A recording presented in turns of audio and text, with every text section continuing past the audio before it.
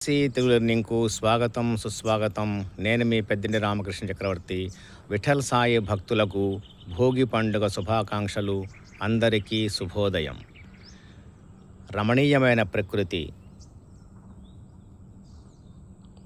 గోదాదేవికి ఇష్టమైన, విష్ణుమూర్తికి ఇష్టమైన ప్రకృతి సిద్ధమైన సహసిద్ధమైన తులసి. భుగ్ అనే సంస్కృత పదం నుండి భోగి అనేటువంటి పదం వచ్చింది. భోగి సంక్రాంతికి జరుగుతున్నటువంటి 3 రోజుల్లో మొదటి పండుగ, విశేషమైన పర్వదినం. ఈ రోజున భోగి మంటలు, పిండి వంటలు ప్రత్యేకం. విఠల్ సాయి దర్శనం సర్వ పాపహరం, సర్వ పుణ్యప్రదం.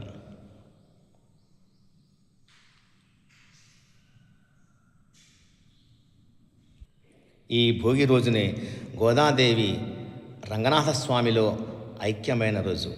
వారిద్దరికీ అంగరంగ వైభవంగా కళ్యాణం జరిగిన రోజు, విశేషమైన పర్వదినం.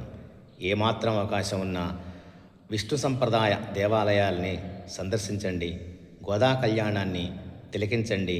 వివాహం ఆలస్యమైన వారు, వివాహం కానివారు గోదా కళ్యాణంలో పాల్గొంటే విశేషమైన ఫలితం లభిస్తుంది. ఓం శ్రీ సాయినాథాయ నమః. ఓం శ్రీ సరస్వత్యై నమః.